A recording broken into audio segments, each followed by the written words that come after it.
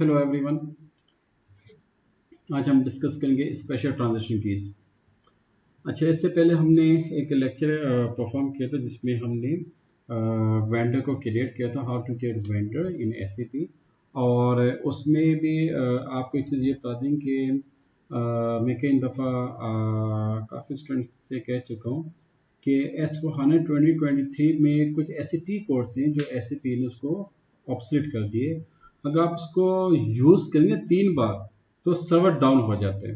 एक तो आपने जो स्टूडेंट्स हैं इनसे मेरी हमें रिक्वेस्ट है कि प्लीज़ कोई ऐसा टी कोड यूज़ ना किया करें जो अपडेटेड ना हो, तो उससे सबके लिए ट्रबल बनती है। नंबर 1।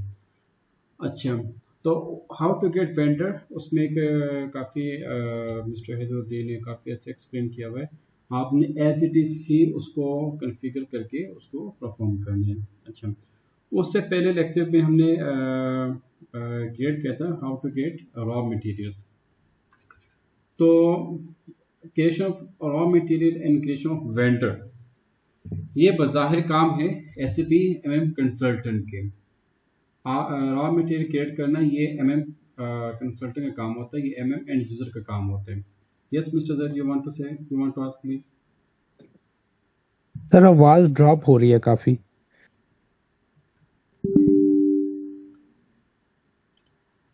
तो रॉ मटेरियल क्रिएट करने किसका काम है? एमएम एंड यूजर का। तो उसके बाद वेंडर क्रिएशन, ये भी एमएम का काम होता है। तो जो कॉन्फ़िगरेशन होती है ना एमएम की बैक एंड के ऊपर, वो एमएम एंड एफआई कंसल्टेंट ये दोनों आपस में एज टीम की कॉन्फ़िगरेशन कर रहे होते हैं। ये बात को नोट कीजिएगा प्लीज। अच्छा, फिर उसके बाद हमने ये डिस्कस किया था कि why we are working in MM. MM में वर्किंग करने की लॉजिक ये है कि हमारा जो नेक्स्ट जो कंपोनेंट है ना अकाउंटिंग में या डिपार्टमेंट आपके लोग, वो है अकाउंट्स पेएबल। अकाउंट्स पेएबल में हमें क्या चाहिए? Invoices and payments to vendor. ये बेसिक हमारा ये टारगेट है। Mean we have to create vendor invoices and we have to make payments to vendor. ये दो काम जो है वो हमने कहाँ पे करने? एसएपी अकाउंट्स पेएबल में करने हैं।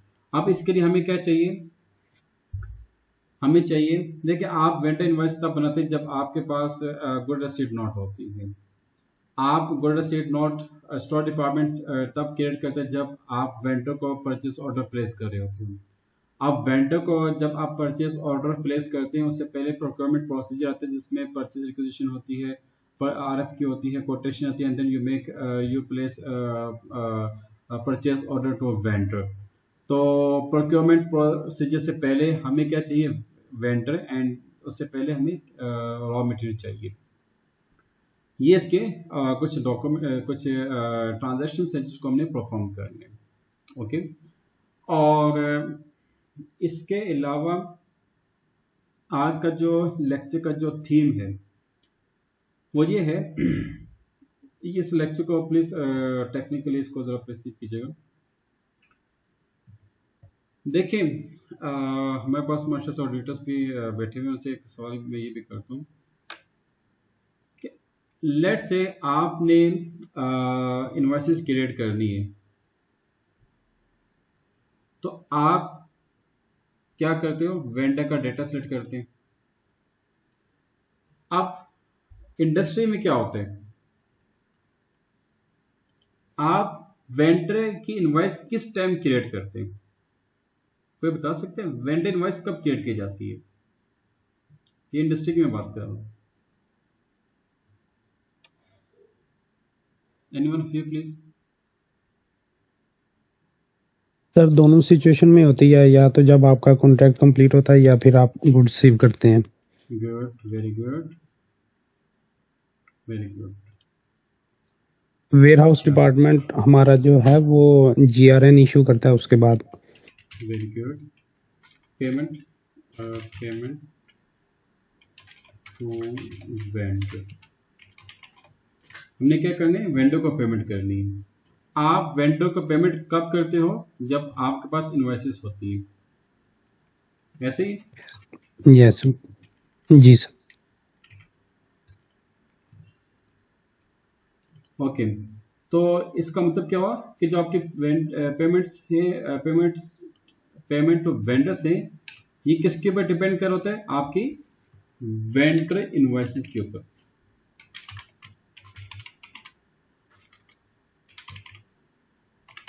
ऐसी है बॉयस, वेंडर यस सर। अब वेंडर इनवॉइसेस किसके ऊपर डिपेंड कर रही होती है? गुड रिसीव्ड नोट के ऊपर, जो कि स्टोर डिपार्टमेंट इसको क्रिएट करते हैं। कौन सा डिपार्टमेंट करते हैं? Store department. Mister Zaid, I am right? Yes sir. अब good received note store department कब करेगा? जब आप वेंडर को परचेज ऑर्डर प्लेस करते हैं। वेंडर, और ये किस डिपार्टमेंट का काम होता है? परचेज डिपार्टमेंट का। ऐसी? Yes sir.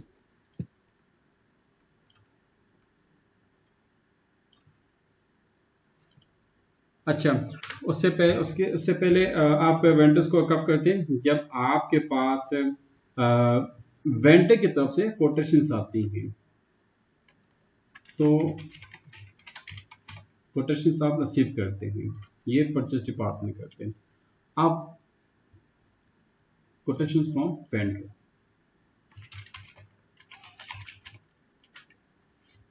अच्छा, अब वेंडर से आपने कोटेशंस रिसीव करनी है, लेकिन आप उसको क्या करते हैं? RFQ, request for quotation to vendor. अच्छा, उससे पहले क्या होता है? Purchase requisition. अच्छा, उससे पहले क्या होगा? Vendor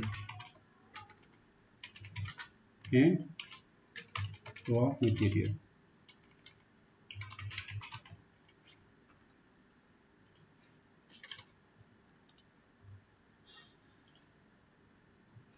requisition. अच्छा, अब यहां पे असल चीज क्या है? आपकी ये डिपार्टमेंट परचेज ऑर्डर की एंट्री होती है, जेन्युइन एंट्री होती है परचेज ऑर्डर की। नहीं सर, इसका फाइनेंशियल इम्पैक्ट नहीं होता। Very nice, brilliant. कोटेशन की एंट्री होती है? नहीं sir. RFQ request to vendors, इसके भी एंटर नहीं होती, PR की भी एंटर नहीं होती, यानी इन सबके एंटर नहीं होती। आई एम राइट? है ना? जी बिल्कुल सर। तो जी जिनकी एंट्रीज नहीं होती, इनका मतलब कि इन तमाम जो ना नंबर 6 से नंबर 9 तक, इन तमाम जो डॉक्यूमेंटेशन का आपके फाइनेंशियल अकाउंटिंग के ऊपर कोई इफेक्ट नहीं होगा। आई एम राइट? क्योंकि इनकी एंट्रीज नहीं होती। ऐसे ना बॉयज? Exactly exactly. तो एंट्री भी किसकी होगी? गुड रिसीव्ड नोट की एंट्री होती है। ओके, इसकी एंट्री तो होती है ना? वही जी सर। बोले बॉयज, यस और नो, होती है इसकी एंट्री? जी जी। शानी प्लीज यस आप सर। जरा पार्टिसिपेट यस सर। कीजिए। अच्छा, अब मजे की बात यह है कि इसकी जब आप गुड सीट नोट क्रिएट करते हैं ना, इसकी एंट्री ऑटोमेटिक पोस्ट होती है। मिस्टर हैदुद्दीन, ऐसे ही? जी सर।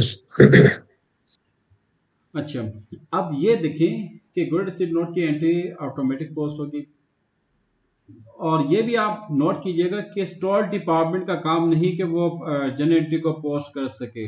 मिस्टर जाहिद, ऐसे ही ना? जी बिल्कुल। वो अकाउंटेंट या फाइनेंस का काम होता है कि एंट्रीज को पोस्ट करना, और जनरल एंट्री जो है ना, डेबिट क्रेडिट की जो जनरल एंट्री होती है, फाइनेंस अकाउंट के अलावा कोई भी पोस्ट नहीं कर सकता। अच्छा, तो फिर क्या होता है?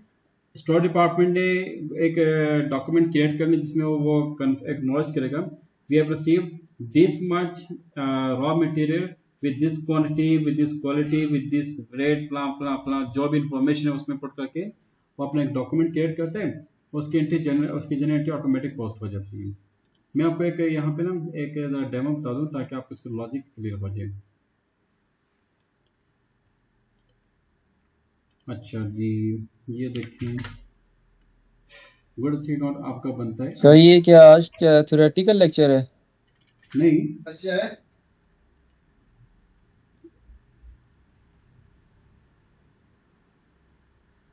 थ्योरेटिकल नहीं है, लेकिन आज का जो टॉपिक होगा ना वो आपको तभी समझ आएगा जब इसकी एक थीम समझ आएगी कि भाई इस टॉपिक का मकसद क्या है। तो अभी जो आज हमने टॉपिक डिस्कस करना है उसकी लॉजिक मैं आपको बताऊं कि भाई वो टॉपिक आपके लिए इंपॉर्टेंट क्यों है, ये मैं आपको लॉजिक बताऊंगा। आप ये देखिए, ये आपके पास एक गुड रिसीट, आप एक डॉक्यूमेंट क्रिएट करते हैं ना, तो यहाँ पे उसने परचेज ऑर्डर दे दिया, क्योंकि गुड रिसीट नोट हमेशा आपके परचेज ऑर्डर के बेस के ऊपर क्रिएट हो होते हैं। अब यहाँ पे कहीं भी आपका डेबिट क्रेडिट का ऑप्शन नहीं, वॉइस ऐसी।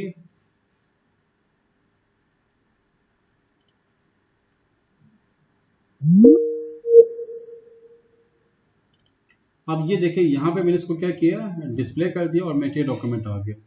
और ये डॉक्यूमेंट मैं यहाँ पे कोई डॉक्यूमेंट लिखता हूँ, क्या कोई सर आपकी आवाज नहीं आ रही। एक मिनट अब गया कि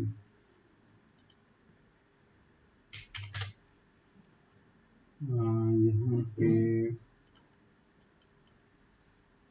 ये आप आ जाए एम के बाद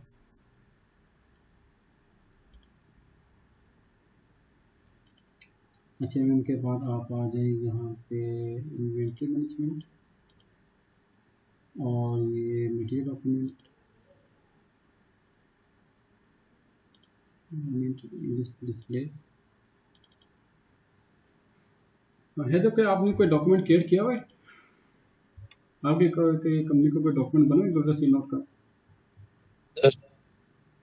तो ये क्या डॉक्यूमेंट जी क्रिएट किया हुआ सर? मैं सर्च करके बताता हूँ आपको। चलिए, क्योंकि अभी हमारे पास यहाँ पे डेटा नहीं, तो इन शॉर्ट ये है कि जो स्टोर डिपार्टमेंट है उसने जो गुड सीट नोट क्रिएट करने हैं उसमें जनरल एंट्री पोस्ट नहीं होती। सो वो जनरल एंट्री पोस्ट नहीं करता, उसका काम क्या है, गुड सीट नोट को क्रिएट करना, और जनरल एंट्री आपकी ऑटोमेटिक पोस्ट होती है। और फाइनेंस डिपार्टमेंट क्या करते हैं, डिस्प्ले में आके मटेरियल नंबर कोड यहाँ पे मेंशन कर देगा, और डॉक्यूमेंट में जब आप जाओगे तो यहाँ पे फाइनेंशियल अकाउंटिंग का डॉक्यूमेंट आ जाएगा, वहां पे आप क्लिक करते हैं तो आपके सामने उस गुड रसीद नोट की जनरल एंट्री आ जाती है। ओके, इसका मतलब ये हुआ कि गुड रसीद नोट जब स्टोर डिपार्टमेंट क्रिएट करते हैं तो आपकी जनरल एंट्री ऑटोमेटिक पोस्ट होती है। तो वो जो ऑटोमेटिक जनरल एंट्री पोस्ट होती है ना, वो किस वजह से होती है, बैक एंड के ऊपर हम क्या कॉन्फ़िगरेशंस करते हैं, आज का यही टॉपिक है। और इस टॉपिक को हम कहते हैं स्पेशल ट्रांजैक्शन कीज कहते हैं। ये सब प्लीज नोट कीजिए, मैं यहाँ पे लिख रहा हूँ स्पेशल ट्रांजैक्शन कीज।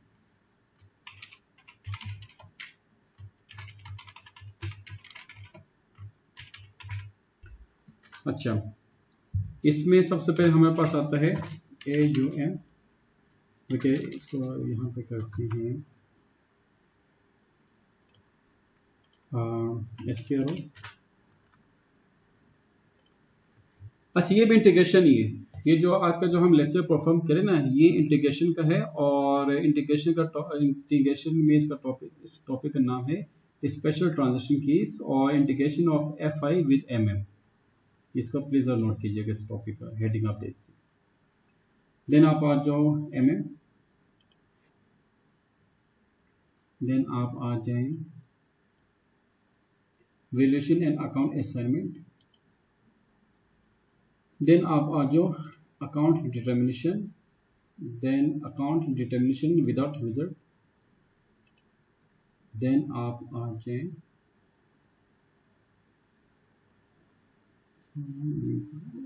इसको आप ओपन करें और यहाँ पे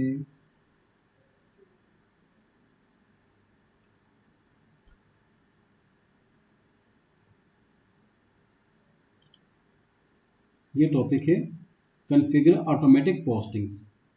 ओके, पाथ प्लीज नोट कीजिए, account determination without visit, then account determination, then valuation and account assignment, and उससे पहले आप आओगे मटेरियल मैनेजमेंट के ऊपर, कॉन्फ़िगर ऑटोमेटिक पोस्टिंग। उसके बाद क्लिक ऑन कैंसिल ऑप्शन। अच्छा, देन आप क्लिक करो अकाउंट असाइनमेंट। अब यहाँ पे आपने किस किस के ऊपर काम करने, आपके पास आ जाएगा AUM, इसको पहले हम नोट करेंगे AUM। अच्छा, ये कैपिटल में हम इसको लिखेंगे। नेक्स्ट आपका यहाँ पे आ जाएगा DSV, और यहाँ पे इसके डिस्क्रिप्शन भी गिवन है, क्या है, change in stock account DSV। Third है आपके पास DSX, और ये इन्वेंटरी पोस्टिंग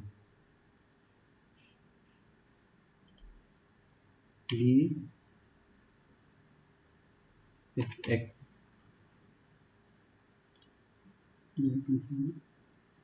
ओके, देन आपके पास आ जाएगा GWB,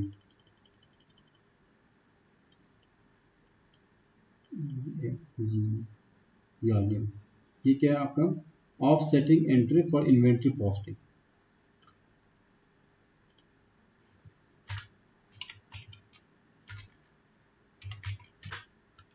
और PRD एंड WRX, ये स्पेशल ट्रांजैक्शन की से जो कि आपने परफॉर्म करनी होती है, और ये आमतौर पर यूज की जाती है जो आपने गुड रिसीव्ड नोट क्रिएट करने हैं ना, उसके लिए आपको बैक एंड के ऊपर इन 6 स्पेशल ट्रांजैक्शन की के ऊपर काम करना होगा। अगर आपने इनमें से किसी एक को भी मिस कर दिया, आपका जो गुड रिसीव्ड नोट है वो नहीं बन पाएगा और आपकी एंट्री भी नहीं पोस्ट हो पाएगी। सो फाइनेंशियल अकाउंटिंग का काम यही है कि इसको एडजस्टमेंट करें। और बाज़ का ये भी मतलब कि इंडस्ट्री में देखा गया है कि इसकी कॉन्फ़िगरेशन में MM इन्वॉल्व होते हैं, लेकिन MM को काफ़ी इसमें मसले दरपेश होते हैं, वो इस वजह से कि इसमें GL अकाउंट्स की भी इन्वॉल्वमेंट होती है। अब वो कैसे होती है वो भी मैं आपको बताता हूँ। Mister Zahid, you want to ask please. Sir ये ऑफसेट अकाउंट क्यों हमने कॉन्फ़िगर करना होता है? अच्छा, ये अकाउंट है, ये एंट्री है, बहुत अच्छा सवाल किया आपने। सर ये ऑफसेट एंट्री बिल्कुल वही, क्योंकि टेक्निकल आपने सवाल किया। एक होता है अकाउंट, एक होती है एंट्री, तो मेरा ज़ाती ख्याल है कि दोनों में काफ़ी फर्क जी है। आपका क्या ओपिनियन है? जी बिल्कुल, वेरी गुड। जी सर बिल्कुल ऐसे ही है। ग्रेडियंट। अच्छा, इसके अलावा किसी का यहाँ पे कोई क्वेरी प्लीज? अच्छा, अब हमने क्या काम करना, स्टेप नंबर 1 में आपने क्या काम किया, जो ऐसी ट्रांजैक्शंस हैं, स्पेशल ट्रांजैक्शन कीज जो कि आपके गुड रिसीव्ड नोट के लिए इंपॉर्टेंट है, हमने जस्ट उसको सिलेक्ट किया हुआ है। ओके, तो पहला क्या था आपका AUM, कहाँ पे AUM? अच्छा, अब इसकी आप डिस्क्रिप्शन देख लो, क्या लिखा हुआ है, एक्सपेंस और रेवेन्यू फ्रॉम स्टॉक ट्रांसफर। इसकी कोई मुझे लॉजिक बता सकते हैं, ये क्या मतलब कि स्टॉक ट्रांसफर ये क्या चीज़ है? जरा आप जरा प्लीज बताएं कि मैं आपको इसका आंसर करता हूँ।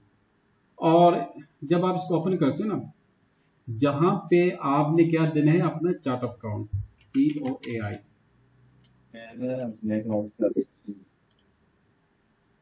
आपने चार्ट ऑफ अकाउंट दे दिया, और चार्ट ऑफ अकाउंट के अंदर हमेशा क्या मेंशन किया जाता है, जीरो अकाउंट मेंशन किया जाता है।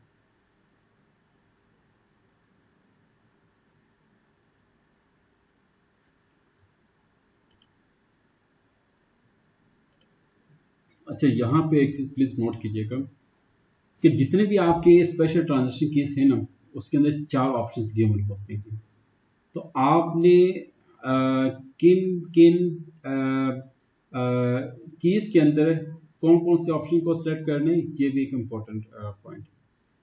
तो सबसे पहले तो आपने अच्छा एक चीज़ ये कि जितने हमने यहाँ पे मेंशन किए ना पॉइंट्स, ये कीज, इन तमाम कीज के अंदर सिर्फ GWP एक ऐसा स्पेशल ट्रांजेक्शन की है जिसके अंदर चारों ऑप्शंस आपने सेलेक्ट करने, बाकी तमाम के अंदर आपने 3 ऑप्शंस को सिलेक्ट करना।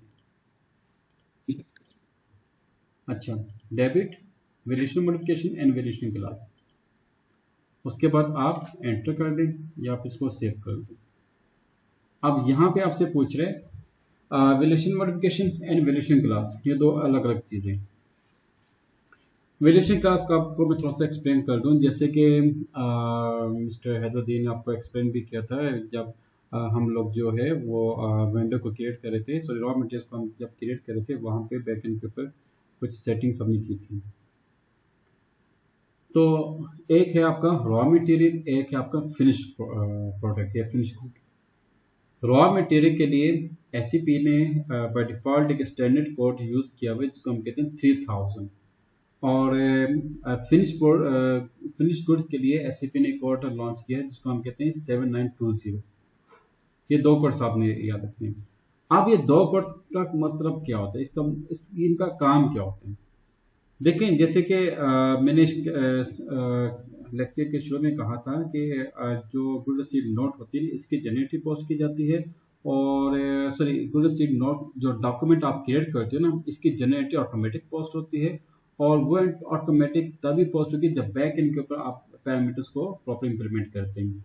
और आपको ये भी मालूम है कि एक डेटाबेस होता है और डेटाबेस के अंदर कुछ चीज़ें जो हैं टेबल्स होते हैं, उन टेबल्स के जरिए जो एंड यूजर का जो डेटा है वो डेटाबेस के ऊपर उसको फेच किया जाता है। आई एम राइट, यहाँ तक पॉइंट समझ आ गई। और जो 3000 है 7920 जो है ना, ये डेटाबेस के ऐसे टेबल्स हैं जो फ्रंट एंड के ऊपर जो आपकी ट्रांजैक्शन होगी ना फिनिश प्रोडक्ट की या रॉ मटेरियल की, उनका जो डेटा होगा वो बैक एंड डेटाबेस के साथ उसको अपडेट करने में हेल्प करता है।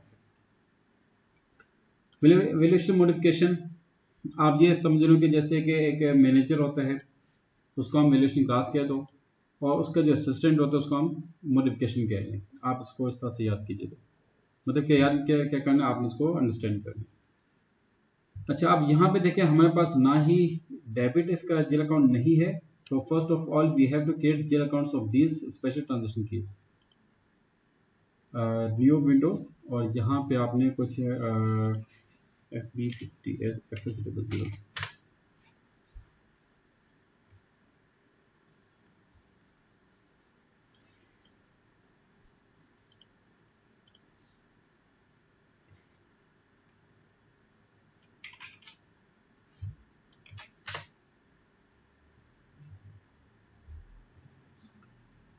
ओके, इसके अंदर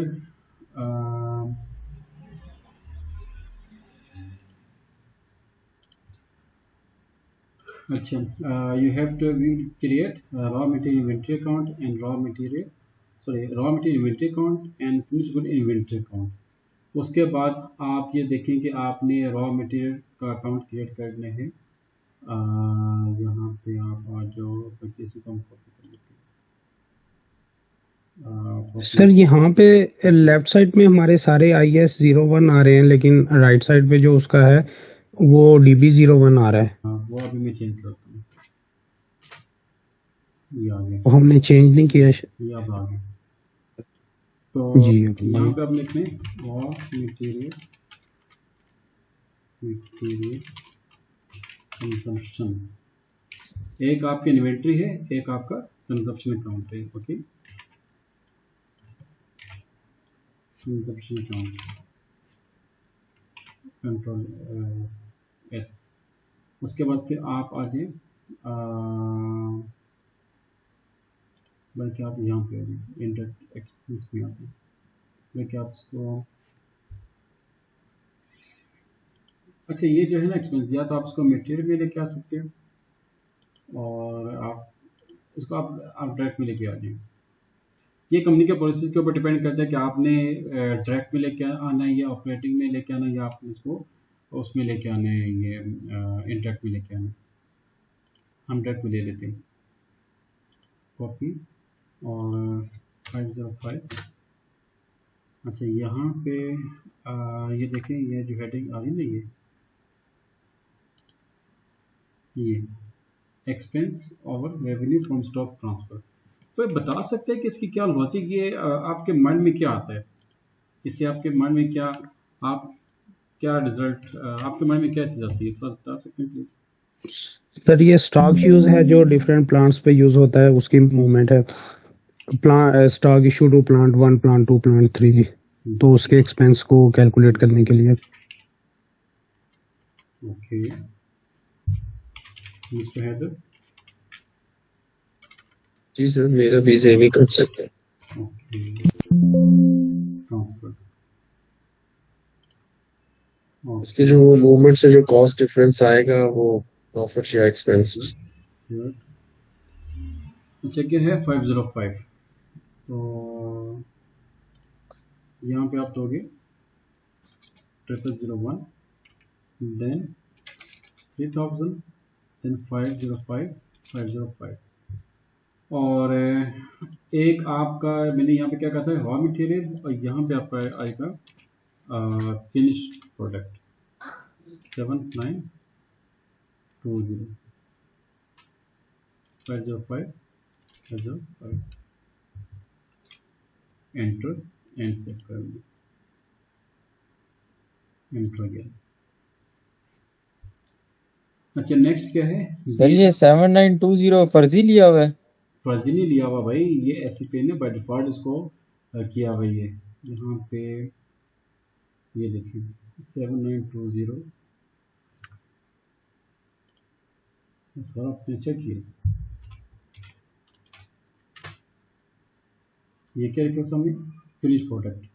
हनीफ जी सर। सर तो ये जब हम एंट्री कर रहे होंगे तो फिर हमें कैसे पता चलेगा?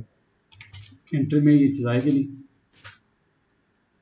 ठीक है। रॉ मटेरियल्स, ये जो कोड्स है ना 7000, 720, 3000, ये बैक एंड के डेटाबेस के टेबल्स होते हैं। जो फ्रंट एंड की जो ट्रांजेक्शन कॉस्ट होती है ना मटेरियल की, फिनिश गुड की, ये उन ट्रांजेक्शन का जो लिंक है बैक एंड डेटाबेस के साथ, उसको लिंक करने में हेल्प आउट करते हैं। Points clear? सर वो तो ठीक है, लेकिन अब हमें कैसे पता चलेगा कि 3000 लिखना है या 7920 लिखना है?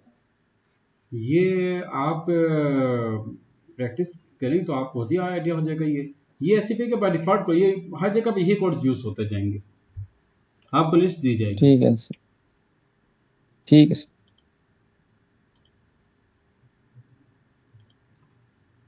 ओके नेक्स्ट क्या है, BS change in stock account.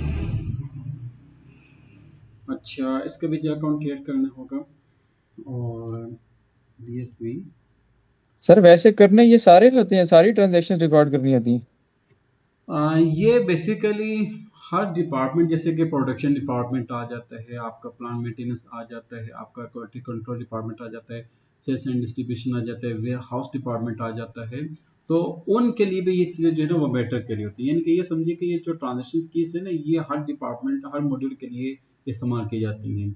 हमने तो अभी जो 6 जो हमने यहाँ पे कन्फिगर करनी है ना, वो जस्ट और जस्ट हमने किस लिए करनी है, ताकि हम अपनी ये एंट्री पोस्ट कर सकें। वेरी सिंपल, ठीक है। बाकी का तो हमारे लिंक नहीं है ना, प्रोडक्शन के साथ हमारा लिंक नहीं है, एपीएम के साथ लिंक नहीं है, तो इनके साथ हमारा कोई लिंक नहीं है, उसको हम नहीं टच करेंगे। गुड, आप देखो यस यहाँ पे सर। भी 3 आ रहे, जनरल नोटिफिकेशन यहाँ पे नहीं है। एंटर और same we have to create a change in stock account. इसको आप कॉपी कर लो, 506। अच्छा ये क्या होता है चेंज इन स्टॉक अकाउंट, कोई बता सकते हैं प्लीज? आपके मन में क्या, इससे आपके मन में क्या वो एक आइडिया आता है, या आपके मन में क्या इसका लॉजिक क्या बनती है? सर मतलब अगर कोई प्रोडक्ट एक्सपायर हो जाए, चेंज होने वाली हो बेसिकली।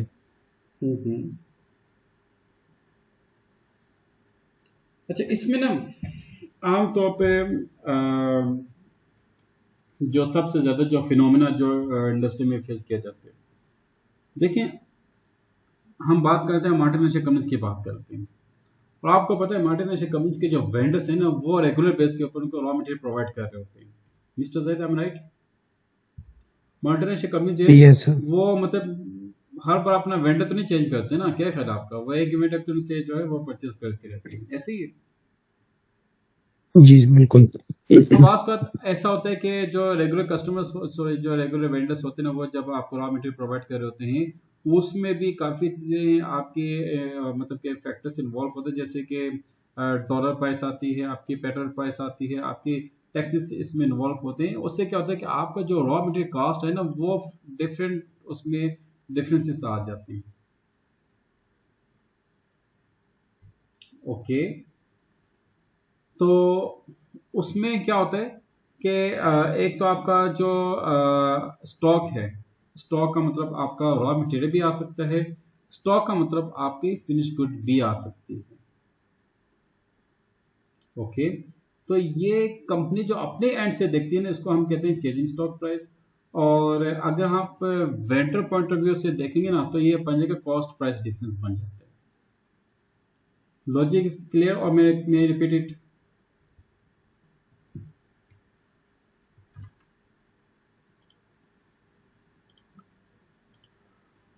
क्लियर है सर। और 3000 506 506 2201 7540 506, enter and save it. Okay, come back and then DSX inventory posting। आप इसमें से दो चीजें आ रही हैं, ये देखें।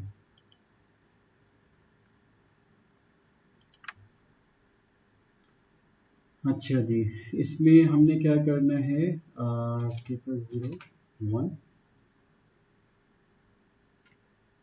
और यहाँ पे आपका जाएगा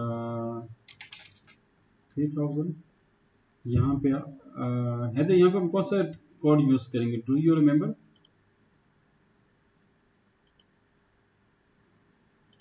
102 103 102 और 7920 103।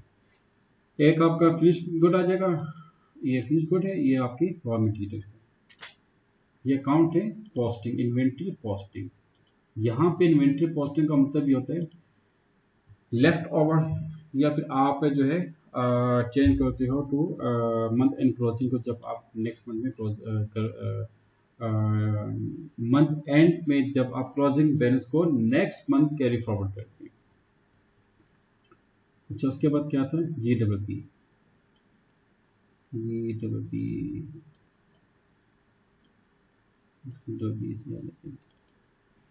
अच्छा, यहाँ पे जाहिद ने बड़ा अच्छा सवाल किया था, ऑफसेटिंग अकाउंट, ऑफसेटिंग एंट्री, जहाँ पे हम इन चारों को सिलेक्ट करेंगे। अच्छा जी, अब इसके अंदर आपने से यहाँ पे पहले आप लेके आओगे, ये मैं कोशिश करके आपको इसके नोट्स भी दे दूंगी इस GWP के। 0001 वैल्यूएशन मॉडिफिकेशन, यहाँ पे इसके स्पेशल कोर्स आती है AVA। और अगर ये देखने AVA क्या चीज़ होती है, तो ये आपको मैं अलग से बताऊंगा कि ये स्पेशल कोर्स होते हैं। और AVA का मतलब क्या होता है, ये क्या चीज़ होती है, अभी आपने इसको नहीं छेड़ना प्लीज़। वैल्यूएशन क्लास सबसे पहले आप लिखेंगे, और यहाँ पे स्टार्ट हम करते हैं 7920 से, 7920। और यहाँ पे आप आएगा चेंज इन स्टॉक अकाउंट, और चेंज इन स्टॉक अकाउंट का क्या था, ये 506 506। 001। नेक्स्ट आपका जाएगा AVI और यहाँ पे हम लिखेंगे 3000 और यहाँ पे आपका जाएगा raw material consumption account. Raw material consumption का किधर है भाई, रॉ मटेरियल याद नहीं, 504। नेक्स्ट 001 सेम AVI 7920 और यहाँ पे हम यूज़ करेंगे CGS। I think we have not get account का CGS किधर है, CGS यहाँ पे देखिए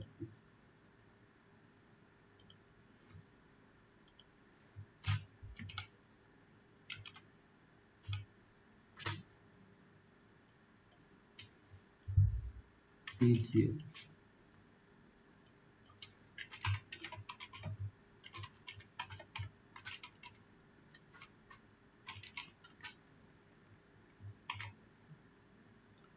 ओके यहाँ पे क्या है,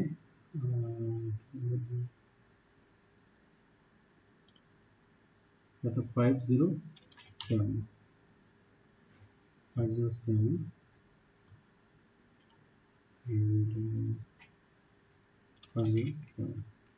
नेक्स्ट 001 और यहाँ पे आएगा आपका DSA 3000 और यहाँ पे हम लिखेंगे इन्वेंट्री रिसीव गुड रिसीव और ये आपकी आती है लायबिलिटी में आती है। लायबिलिटी कहाँ पे,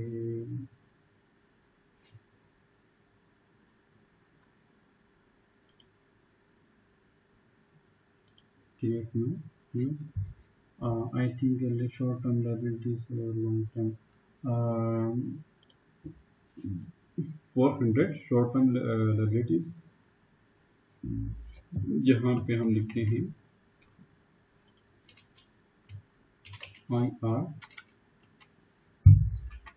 IR stand for inventory receipt good receipt okay।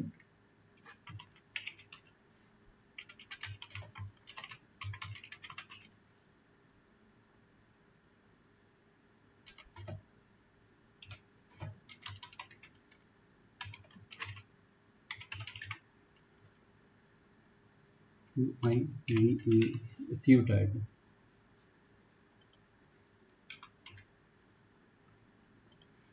और सेम थिंग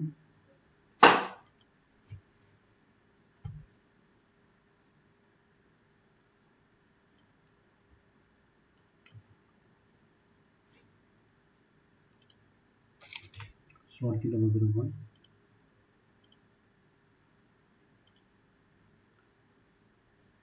यहाँ पे आपका देना ये 001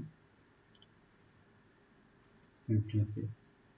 अच्छा यहाँ पे एक और चीज़ प्लीज़ नोट कीजिएगा कि इन्वेंट्री जो है ना आपके क्या से कहते हैं जो इनवॉइस बनती है, इनवॉइस हम दो तरीके से बना सकते हैं। एक आपका लॉजिस्टिक डिपार्टमेंट में बनता है, लॉजिस्टिक इनवॉइस वेरिफिकेशन को हम कहते हैं, एक आपका फाइनेंस डिपार्टमेंट में बनता है। ओके, तो उसमें टैक्स के उसमें डिफरेंसेस आएगा, वो मैं आपको इलेक्ट्रॉनिक एक्सप्लेन करूँगा इंशाल्लाह।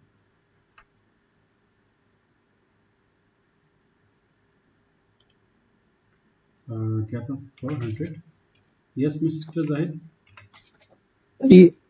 सर ये जीएल अकाउंट आईआर जो हमने बनाया IRGR, इसमें हम अकाउंट्स पेबल क्यों नहीं बनाते?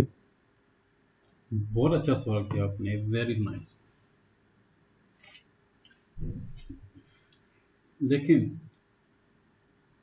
ये जो आपने बात की ना पेपर, इसमें हम क्यों नहीं बनाते। स्टोर डिपार्टमेंट का जो काम है ना, वो वेंडर के साथ उसका लिंक नहीं है, पेमेंट्स का और इनवॉइस नहीं, पेमेंट्स हाँ अकाउंट्स पेबल पेमेंट्स में थे ना। स्टोर डिपार्टमेंट का वेंडर के साथ कोई लिंक नहीं होता। आई एम राइट? तो ये बताएं जरा। राइट सर, लेकिन वो पीओ से ही जनरेट होता है ना, पीओ को लेके आगे चलते हैं, तो पीओ ठीक कह रहे हो। लेकिन यहाँ पे जी जो हमने मेंशन किया ना IRGR, ये बेसिकली स्टोर डिपार्टमेंट के लिए हम इसको बना रहे हैं। जब वेंट्री पोस्ट करेगा तो वहां पे ऑटोमेटिकली आ जाएगा, नंबर वन। जी बाकी जो आपने बात की ना अकाउंट्स रिसीवेबल पेएबल, वो जब हम उसके इनवॉइसेस के ऊपर काम करेंगे तब हम उसको वहां पे डिफाइन करेंगे, वो करेंगे, हम उसको वहां पे डिफाइन करेंगे इंशाल्लाह, लेकिन वो यहाँ पे नहीं आएगा। बाद में हम IRGR को अकाउंट्स पेबल के साथ उसमें ट्रांसफर करेंगे। ट्रांसफर नहीं करेंगे, हम अकाउंट्स पे एपी को हम अलग से बनाएंगे। तो इस तरह तो दो बैलेंस क्रिएट हो जाएंगे ये ना दो पेबल के। होंगे ना, यही तो कमाल है मोनीर। आप एक दफा जब एक हमने, जी जी बोलिए प्लीज, ठीक है सर, आप बड़ा अच्छा पॉइंट डिस्कस कर रहे हो। जी जी यानी ठीक है कि सर। ये एक्सप्लेन करूँ sir? Yes mister Haider, you want to say something? मैं एक्सप्लेन करूँ सर इस पॉइंट को? Yes please good. Basically GR IR account जो है ना, ऐसे कि वो एज क्लियरिंग अकाउंट के तौर पे काम करता है। जिस वक्त वेयर हाउस जो है या मटेरियल मैनेजमेंट की टीम उसको परचेस करेगी, उस वक्त ये क्रेडिट होगा। बाद में जब हम इसको बुक करेंगे ना पेबल्स, तो ये automatically, because it's a clearing account, ये ऑटोमेटिकली डेबिट हो जाएगा। और जब इसके अगेंस्ट इनवॉइस आ जाए तो फिर वो पेबल्स जो है वो अकाउंट डेबिट हो, सॉरी क्रेडिट हो जाएगा सर। ठीक है, मतलब ये बेसिकली एक उधर क्लियरिंग ही अकाउंट है। ट्रांसफर हो जाएगा ना, अकाउंट्स ये पेबल में ट्रांसफर हो ऑटोमेटिकली, जाएगा। ठीक हो जी, ये क्लियरिंग अकाउंट है, ये डेबिट होगा इनवॉइस रिसीव होने पे, और पेबल्स अकाउंट क्रेडिट गया, गॉट इट। नहीं, जब आप इंशाल्लाह गुड सीड नोट बनाएंगे ना, उसमें आप उसकी एंट्री देखिएगा। जब आप इनवॉइस बनाएंगे तब आप एंट्री देखेगा, तब आपको हर चीज क्लियर हो जाएगी इंशाल्लाह। ओके, इसकी आप वो लेके ना, स्क्रीन शॉट लेके अपने पास रख लें, और जब इंशाल्लाह हम उस पर काम करेंगे तो हम उसको रिलेट कर देंगे उसके साथ। क्या फिर मिस्टर साहब?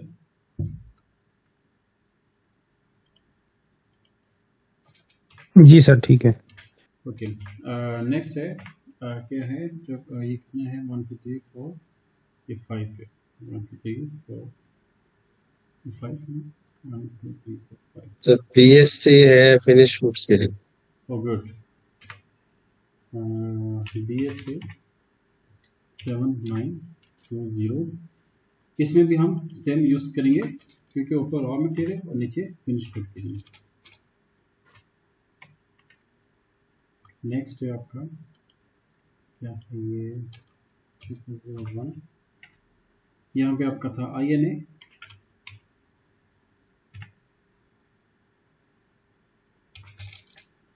अच्छा, यहाँ पे आपका आएगा cost price difference account. I think हम इसका जो अकाउंट नहीं क्रिएट किया हुआ।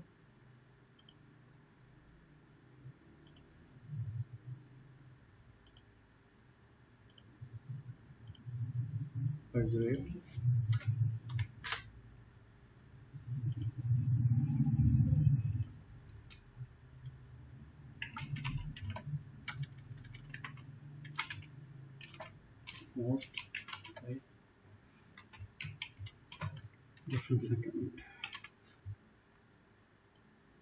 अच्छा, इसमें ये भी चीज़ आ जाती है कि लेट्स से कि अगर आपने एक रॉ मटेरियल को परचेज कर लें, उसकी मार्केट कीमत है 10 रुपये, और आपको मिल गई 8 रुपये की, तो 2 रुपये आपको वो बन जाता है, प्रॉफिट बन जाते हैं।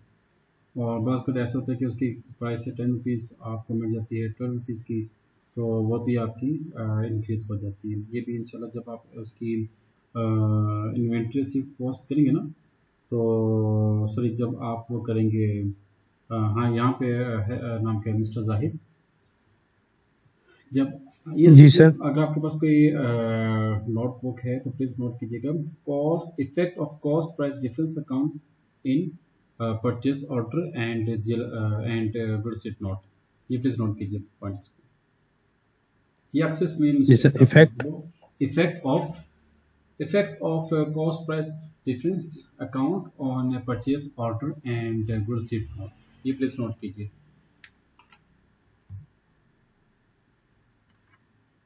ठीक है सर। Thank you. अच्छा जी, इसका क्या था, cost price difference account 508 508 2501 then again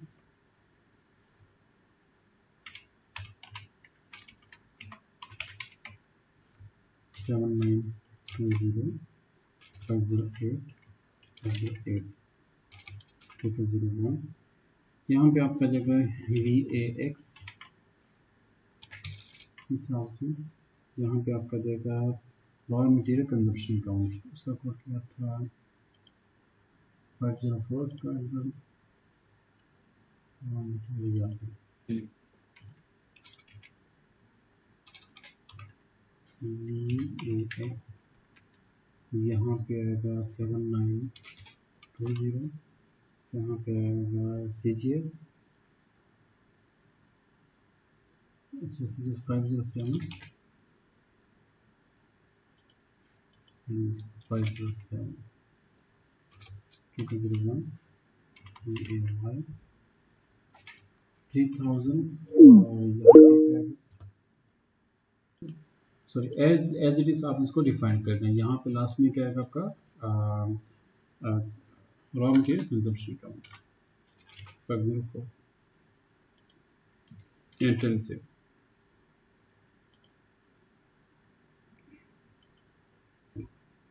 अच्छा उसके बाद था PRD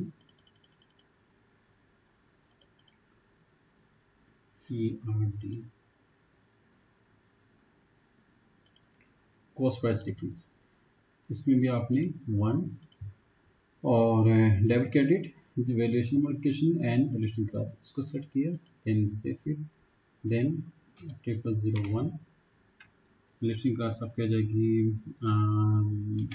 3000 507 81 508 508 01 7920 enter and save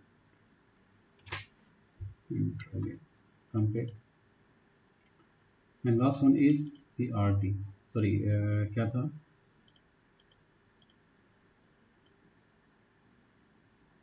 WRS RX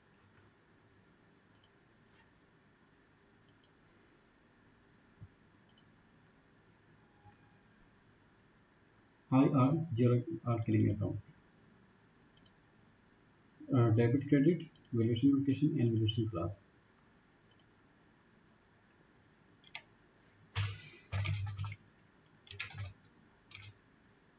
400 400 7920 400 and 400 you get me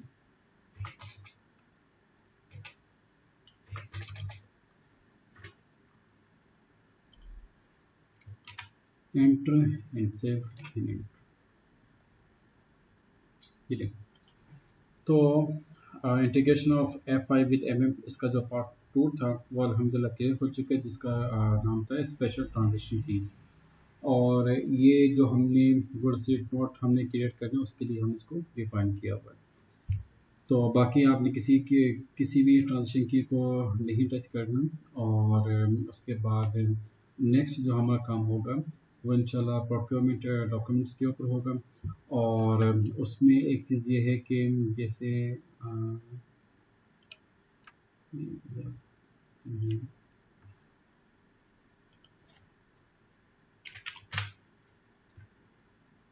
logistics and MM हम लोग जो है जस्ट स्टार्ट करेंगे इंशाल्लाह परचेज ऑर्डर से क्योंकि परचेज रिक्विजिशन ऑफलाइन एग्रीमेंट और RFQ ये तीनों जो हैं ये मतलब MM का काम है और FI का काम जो है वो जस्ट वजह से कुछ विजन है तो उसको हम यहाँ पे मतलब इसको स्किप कर देंगे परचेज ऑर्डर हम लास्ट में क्रिएट करेंगे क्योंकि ये इतना इंपॉर्टेंट डॉक्यूमेंट है कि अभी जो हमने कॉस्ट प्राइस डिफरेंस का जो स्पेशल ट्रांजेक्शन की जो हमने बैकएंड के उसको कॉन्फ़िगर किया ना वो यहाँ पे भी आपकी यूटिलाइज हो सकती है कैसे यूटिलाइज हो सकती है देखिए आप लोगों ने ये काम करने के जो आपने वो असाइनमेंट दी है ना क्रिएशन ऑफ रॉ मटेरियल्स की MM60 तो उसमें लेट्स से